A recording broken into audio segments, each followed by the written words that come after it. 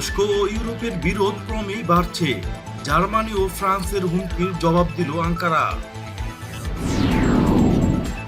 মার্কিন আকাশ সন্ত্রাসীর বিরুদ্ধে নিরাপত্তা পরিষদ ও বিমান সংস্থার নীরবতা ভাঙতে হবে, বলল হাসান রুহানি। বিন সালমানের হাতে সাবেক যুবরাজের প্রাণহানির আশঙ্কা ইউরোপীয় পার্লামেন্টে। বাংলাদেশে বিমানবন্দর উন্নয়নে চীনের সহায়তা, উদ্বেগ ভারতে। আমাদের আজান পতাকা ভূখণ্ড নিয়ে কাউকে হস্তক্ষেপ করতে দেব না, হুঁশিয়ারি এরদোয়ানের। প্রথমবারের মতো মাটির নিচ থেকে ব্যালিস্টিক ক্ষেপণাস্ত্র ছুড়ল ইরান। ভারতকে চাপে রাখতে চীন পাকিস্তানমুখী হচ্ছে বাংলাদেশ, দাবি ভারতীয় মিডিয়ার। সিরিয়ায় হাজিয়া সোফিয়ার আদলে গির্জা বানাবে রাশিয়া। ভারতের মাটিতে অবতরণ করল বহুল আকাঙ্ক্ষিত রাফায়েল। দক্ষিণ চীন সাগর নিয়ে পম্পেওকে হুঁশিয়ারি দিল বেইজিং। চীনের সঙ্গে উত্তেজনা বাড়ছে, যুদ্ধজাহাজ সাজিয়ে ফেলল ভারত। জি7-এ আর যোগ দেবে না রাশিয়া।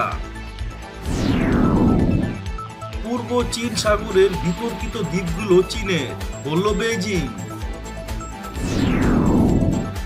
এবং সবশেষে থাকছে, চীনকে চাপে ফেলতে অস্ট্রেলিয়াকে পাশে চায় যুক্তরাষ্ট্র। তুরস্কের পররাষ্ট্রমন্ত্রী মেভলুত চাভুসওগলু বলেছেন, ভূমধ্য সাগরে ইউরোপীয় ইউনিয়নের সামরিক অভিযান এবং এর প্রতি লিবিয়ার বিদ্রোহী নেতা খলিফা হাফতারের সমর্থন লিবিয়ায় স্থিতিশীলতা প্রতিষ্ঠার পথে বড় বাধা। তিনি স্পেনের পররাষ্ট্রমন্ত্রী আরাঞ্চা গোঞ্জালেসের সঙ্গে এক যৌথ সংবাদ সম্মেলনে ভূমধ্য সাগরে ইউরোপীয় ইউনিয়নের সামরিক অভিযান ও এর প্রতি খলিফা হাফতারের সমর্থনের তীব্র সমালোচনা করে বলেছেন, এর ফলে লিবিয়ায় যুদ্ধবিরতি প্রতিষ্ঠা এবং রাজনৈতিক উপায়ে শান্তি প্রতিষ্ঠার পথে প্রতিবন্ধকতা সৃষ্টি হবে। পূর্ব ভূমধ্য সাগরে সাইপ্রাস দ্বীপ থেকে লিবিয়া পর্যন্ত বিশাল অঞ্চল জুড়ে তুরস্কের তৎপরতার ফলে ইউরোপীয় সরকারগুলো খুবই অসন্তুষ্ট এবং উদ্বিগ্ন হয়ে পড়েছে। তুরস্ক সরকার একদিকে পূর্ব ভূমধ্য সাগর এলাকায় তেল ও গ্যাস অনুসন্ধান ও উত্তোলন কর্মসূচি জোরদারের মাধ্যমে এই এলাকার নিজের প্রভাব ধরে রাখার চেষ্টা করছে এবং অন্যদিকে লিবিয়ায় ফাইজ আল সেরাজের নেতৃত্বে ন্যাশনাল ওয়াফাক সরকারের সঙ্গে দুটি চুক্তি সই করে আঙ্কারা নজিরবিহীনভাবে লিবিয়ায় তাদের উপস্থিতি বজায় রাখার পদক্ষেপ নিয়েছে। এ কারণে তুরস্কের বিরুদ্ধে প্রতিবাদ ও সমালোচনা দিন দিন বেড়েই চলেছে। ফরাসি প্রেসিডেন্ট ইমানুয়েল ম্যাক্রন সতর্ক করে দিয়ে বলেছেন, ইউরোপীয় ইউনিয়ন যদি তুরস্কের এসব পদক্ষেপের ব্যাপারে উপযুক্ত জবাব না দেয় তাহলে তারা অনেক বড় ভুল করবে। তিনি বলেন, পূর্ব ভূমধ্য সাগরে তুরস্কের তৎপরতা ইউরোপের স্বার্থের জন্য ক্ষতিকর এবং প্যারিস আঙ্কারাকে এ সুযোগ কখনোই দেবে না। এদিকে জার্মানির পররাষ্ট্রমন্ত্রীও তুরস্ককে হুঁশিয়ার করে দিয়ে বলেছেন, আঙ্কারা যেন এ অঞ্চলে উস্কানিমূলক কর্মকাণ্ড থেকে বিরত থাকে। ইউরোপের এসব হুমকির জবাবে তুরস্কের প্রেসিডেন্ট রিসেপ তাইপ এরদোয়ান বলেছেন, পূর্ব ভূমধ্য সাগরে তুরস্কের অনুসন্ধানী জাহাজের তৎপরতার ব্যাপারে কারো অনুমতি নেওয়ার প্রয়োজন আমাদের নেই। আমরা আন্তর্জাতিক আইন মেনে এবং আমাদের নিজস্ব সমুদ্র এলাকার মধ্য থেকে তেল গ্যাস অনুসন্ধান কাজ চালিয়ে যাচ্ছি। ইসলামী প্রজাতন্ত্র ইরানের প্রেসিডেন্ট ডাক্তার হাসান রুহানি বলেছেন, আমেরিকার আকাশ সন্ত্রাসের বিরুদ্ধে জাতিসংঘ নিরাপত্তা পরিষদ, আন্তর্জাতিক বেসামরিক বিমান চলাচল সংস্থা বা আইসিএ এবং আঞ্চলিক দেশগুলোর নীরবতা ভাঙতে হবে। গত বৃহস্পতিবার সিরিয়ার আকাশ সীমায় লেবাননগামী একটি ইরানি যাত্রীবাহী বিমানকে মার্কিন যুদ্ধবিমান হয়রানি করার পর প্রেসিডেন্ট রুহানি একথা বললেন। তিনি মার্কিন সরকারের এ ধরনের বিপজ্জনক আচরণের কঠোর নিন্দা ও প্রতিবাদ জানান। বুধবার ইরানের মন্ত্রিসভার বৈঠকে দেওয়া বক্তৃতায় প্রেসিডেন্ট রুহানি আরও বলেন, ইরানি জাতির উপর চাপ সৃষ্টি নীতি থেকে কাঙ্ক্ষিত ফল না পেয়ে শত্রু দেশগুলো দিন দিন হতাশ হয়ে পড়েছে। এজন্য শত্রুরা নতুন দৃশ্যপটের অবতারণা করছে এবং বিমানের আন্তর্জাতিক রুটে বিপজ্জনক ঔদ্ধত্যপূর্ণ আচরণ করছে। সৌদি কারাগারে আটক সাবেক যুবরাজ মোহাম্মদ বিন নায়েফের শারীরিক অবস্থার অবনতিতে উদ্বেগ প্রকাশ করে ইউরোপীয় পার্লামেন্ট বলেছে, বর্তমান যুবরাজ মোহাম্মদ বিন সালমানের হাতে সাবেক যুবরাজের মৃত্যু হতে পারে। ওই পার্লামেন্টের এক বিবৃতির উদ্ধৃতি দিয়ে আল জাজিরা জানিয়েছে, প্রাপ্ত তথ্য প্রমাণ বলছে সৌদি কারাগারে আটক মোহাম্মদ বিন নায়েফের শারীরিক অবস্থা ভালো নয়। আমরা সৌদি যুবরাজের প্রতি এই আহ্বান জানাবো যে তিনি যেন তার রাজনৈতিক প্রতিদ্বন্দ্বীদের উপর দমন পীড়ন চালানো বন্ধ করেন। সিলেট উসমানী বিমানবন্দরের টার্মিনাল তৈরির কাজ পেয়েছে চীনা কোম্পানি, আর এ নিয়েই উদ্বেগে আছে ভারত। মঙ্গলবার এক প্রতিবেদনে এমনটাই দাবি করেছে হংকং ভিত্তিক পত্রিকা এশিয়া টাইমস। প্রতিবেদনে উল্লেখ করা হয়, সিলেট এয়ারপোর্টে টার্মিনাল তৈরির কাজ চীনা কোম্পানিকে দেওয়া হয়েছে। এই খবরে ভারতের মিডিয়া এখন সরগরম। তাদের দাবি, বাংলাদেশ এখন চীনের দিকে ঝুঁকে পড়েছে। প্রতিবেদনে বলা হয়, বাংলাদেশের পররাষ্ট্রমন্ত্রী এম এ মোমেন ভারতের দ্য হিন্দুকে রোববার বলেছে, পাকিস্তানের প্রধানমন্ত্রী ইমরান খান বাংলাদেশের প্রধানমন্ত্রী শেখ হাসিনাকে ফোন করলে বাংলাদেশের কি করার আছে? বাংলাদেশ ও পাকিস্তান তো একই বিশ্বে বাস করে। শেখ হাসিনা ইমরান খানের আলাপ ছিল সৌজন্যমূলক, আর পাকিস্তান যদি বাংলাদেশকে ফোন করে তাহলে ভারতের কি সমস্যা?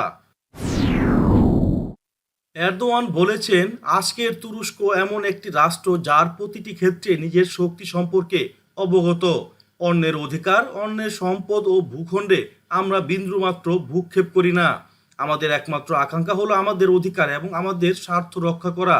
আমরা আমাদের আজান, পতাকা এবং দেশ নিয়ে কাউকে হস্তক্ষেপ করতে দিব না। মঙ্গলবার মন্ত্রিসভার বৈঠক শেষে সংবাদ সম্মেলনে সাংবাদিকদের তিনি কথা বলেন। এরদোয়ান বলেন, আলোচনা ও ইনসাফপূর্ণ সমঝোতার ভিত্তিতে যেসব বিষয় সমাধান করা সম্ভব তা থেকে আমাদের দেশকে যেসব রাষ্ট্র দূরে রাখতে চায় তাদের জেনে রাখা উচিত যে রাষ্ট্রীয় এবং সামাজিক সংগ্রামের দিক পরিবর্তন হওয়ার বিষয়টি আমাদের খুব ভালো করেই জানা আছে। তুরস্কের প্রেসিডেন্ট বলেন, তুরস্ক নিজেদের সিদ্ধান্ত নিজেরাই নিতে পারার এবং তা বাস্তবায়ন করার সর্বশেষ উদাহরণ হলো ইবাদতের জন্য আয়া সোফিয়াকে মসজিদ হিসেবে খুলে দেওয়া। মাটির নিচ থেকে প্রথমবারের মতো একটি ব্যালিস্টিক ক্ষেপণাস্ত্র ছুড়েছে ইরানের প্রভাবশালী ইসলামী বিপ্লবী গার্ড বাহিনী বা আইআরজিসি। স্পর্শকাতর উপসাগরীয় সমুদ্র সীমায় দেশটির এক সামরিক মহড়ার শেষ দিন বুধবারে এই ক্ষেপণাস্ত্র ছোড়া হয়। আইআরজিসির এক বিবৃতিতে দাবি করা হয়েছে, দুনিয়ায় প্রথমবারের মতো মাটির নিচ থেকে এই ধরনের পরীক্ষা চালানো হলো। সাম্প্রতিক সময়ে ভারতের সঙ্গে বাংলাদেশের সম্পর্ক বেশ কিছুটা দূরত্ব তৈরি হয়েছে এবং এই সুযোগে ঢাকার সঙ্গে চীন পাকিস্তানের সম্পর্ক আরও ঘনিষ্ঠ হচ্ছে বলে দাবি করেছে ভারতীয় সংবাদ মাধ্যম দ্য হিন্দু। গত শনিবার এ বিষয়ে একটি বিশদ প্রতিবেদন প্রকাশ করেছে সংবাদ মাধ্যমটি। বাংলাদেশি পত্রিকা দৈনিক ভোরের কাগজের বরাত দিয়ে দ্য হিন্দু জানিয়েছে, 2019 সালে শেখ হাসিনা বাংলাদেশের প্রধানমন্ত্রী পুনর্নির্বাচিত হওয়ার পর থেকেই দেশটিতে ভারতীয় প্রকল্পগুলোর গতি কমে গেছে এবং এ সময়ে চীনের অবকাঠামো প্রকল্পগুলো ঢাকার কাছ থেকে বেশি সহায়তা পাচ্ছে। এমনকি বাংলাদেশে নিযুক্ত ভারতীয় হাই কমিশনার 4 মাস চেষ্টা করেও প্রধানমন্ত্রীর সঙ্গে দেখা করতে পারেননি বলে দাবি করেছে পত্রিকাটি। হাজিয়া সোফিয়ার আদলে একটি স্থাপত্য নির্মাণ হতে যাচ্ছে সিরিয়ায়। এই নির্মাণ কাজে সহযোগিতা করছে রাশিয়া। হাজিয়া সোফিয়াকে মসজিদে রূপান্তর করার প্রত্যুত্তরে একে চার্চ হিসেবে নির্মাণ করা হবে বলে জানিয়েছে সিরীয় সরকার। দ্য নিউ আরবের বরাতে জানা যায়, মূল হাজিয়া সোফিয়ার তুলনায় আকারে বেশ ছোট হবে এই রেপ্লিকা। সিরিয়ার হামা প্রদেশের আল সুকায় লাবিয়া শহরে খ্রিস্টান অধ্যুষিত একটি এলাকায় এটি নির্মাণ হবে। নির্মাণের পর এটি চার্চ হিসেবে ব্যবহার করা হবে। ভারতের মাটিতে অবতরণ করল বহুল আকাঙ্ক্ষিত ফ্রান্সের তৈরি ভয়ঙ্কর যুদ্ধবিমান রাফাল। চূড়ান্ত সতর্কতার মধ্যে নির্ধারিত সময়ে হরিয়ানার আম্বালা বিমান ঘাঁটিতে অবতরণ করে 5টি রাফাল যুদ্ধবিমান। আম্বালা বিমান ঘাঁটিতে পৌঁছতে তাদের ওয়াটার স্যালুট জানানো হয়। ভারতীয় বিমান বাহিনী প্রধান AKS ভাদুরিয়ার উপস্থিতিতেই এই অনুষ্ঠান হয়। বুধবার দুপুর 12টা নাগাদ ভারতীয় আকাশসীমায় প্রবেশ করে 5টি রাফাল যুদ্ধবিমান। তারপর আরব সাগরে মোতায়েন যুদ্ধজাহাজ INS কলকাতার সঙ্গে কথোপকথন হয় রাফাল পাইলটদের। তাতে INS কলকাতার পক্ষ থেকে বলা হয়, গরিমার সঙ্গে আকাশ ছুঁয়ে ফেলুন, অবতরণের জন্য শুভেচ্ছা। দক্ষিণ চীন সাগরের পরিস্থিতি উত্তেজনাকর করে তোলার ব্যাপারে মার্কিন পররাষ্ট্রমন্ত্রী মাইক পম্পেওর প্রতি হুঁশিয়ারি উচ্চারণ করেছে বেইজিং। চীনা পররাষ্ট্র মন্ত্রণালয়ের মুখপাত্র ওয়াং ওয়েনবিন মঙ্গলবার পম্পেওর এক বক্তব্যের প্রতিক্রিয়ায় বলেছেন, মার্কিন পররাষ্ট্রমন্ত্রী যেন এ ধরনের হস্তক্ষেপমূলক বক্তব্য ও আচরণ বন্ধ করে। দক্ষিণ চীন সাগর চীনের অংশ নয় বলেও পম্পেও সম্প্রতি যে বক্তব্য দিয়েছেন তার তীব্র নিন্দা জানিয়ে ওয়েনবিন বলেন, বেইজিং সবসময় পূর্ব এশিয়ায় স্থিতিশীলতা প্রতিষ্ঠার চেষ্টা করেছে এবং এ অঞ্চলে অস্থিতিশীলতা সৃষ্টি অপচেষ্টা বরদাস্ত করা হবে না।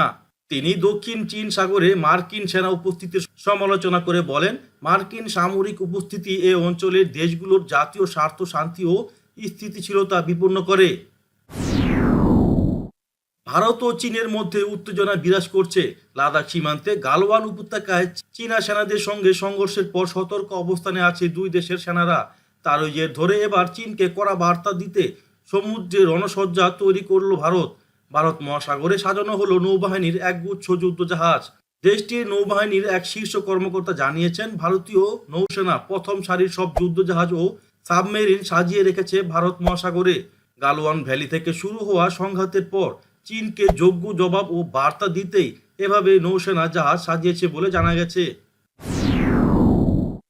শিল্পোন্নত 7 জাতির জোট জি7-এ আর যোগ দেবে না রাশিয়া। রাশিয়ার প্রেসিডেন্টের কার্যালয় ক্রেমলিন থেকে গত মঙ্গলবার বলা হয়েছে, 20 জাতির জোট জি20-তে যোগ দিয়ে দেশটি সন্তুষ্ট রয়েছে, তাই আর জি7-এ যোগ দেওয়ার পরিকল্পনা করছে না। ক্রেমলিনের মুখপাত্র দিমিত্রি পেসকভ সাংবাদিকদের জানান, প্রেসিডেন্ট ভ্লাদিমির পুতিন জি7-এ যোগ দেওয়ার বিষয়ে কোনো উদ্যোগ নেননি কিংবা এ জোটে যোগ দেওয়ার বিষয়ে কাউকে তিনি কোনো অনুরোধও করেননি। এর আগে সোমবার জার্মান পররাষ্ট্রমন্ত্রী হেইকো মাস এক বিবৃতিতে বলেছে, জি7-এ রাশিয়ার নতুন করে যোগ দেওয়ার বিষয়ে মার্কিন প্রেসিডেন্ট ডোনাল্ড ট্রাম্পের প্রস্তাব প্রত্যাখ্যান করা হয়েছে। চীন বলছে, পূর্ব চীন সাগরের দিয়াওজু দ্বীপপুঞ্জ চীনের নিজের ভূখণ্ড এবং সেখানে আইন শৃঙ্খলা প্রতিষ্ঠার কাজ করার অধিকার তার রয়েছে। পূর্ব চীন সাগরের ওই এলাকায় চীন নজিরবিহীন মহড়া চালিয়েছে বলে আমেরিকার একজন সেনা কমান্ডার বক্তব্য দেওয়ার পর বেইজিং একথা বলল। জাপানে মোতায়েন মার্কিন ওই কমান্ডার বলেছে, চীনা জাহাজের তৎপরতার উপর মার্কিন সেনারা পর্যবেক্ষণ করতে পারে। এশিয়ার পর পরাশক্তি চীনকে চাপে ফেলতে এবার অস্ট্রেলিয়াকে পাশে চাইছে মার্কিন যুক্তরাষ্ট্র, যার অংশ হিসেবে অস্ট্রেলিয়া সরকারের সঙ্গে এরই মধ্যে মার্কিন প্রতিনিধিদের একটি শীর্ষ পর্যায়ে আলোচনা অনুষ্ঠিত হয়েছে। ওয়াশিংটন ও বেইজিংয়ের মধ্যে উত্তেজনা তীব্র রূপ নেওয়ার প্রেক্ষাপটে উভয় দেশ একটি অভিন্ন অবস্থান খোঁজার লক্ষ্যে আলোচনাটি শুরু হয়। সোমবার মার্কিন পররাষ্ট্রমন্ত্রী মাইক পম্পেও ও প্রতিরক্ষা মন্ত্রী মার্ক এসপার ওয়াশিংটনে অস্ট্রেলিয়ার পররাষ্ট্রমন্ত্রী মরিসে পেইন ও প্রতিরক্ষা মন্ত্রী লিন্ডা র্যান্ডসলসকে স্বাগত জানান। দুদিনের এই আলোচনা শেষে বুধবার সংবাদ সম্মেলন করেন।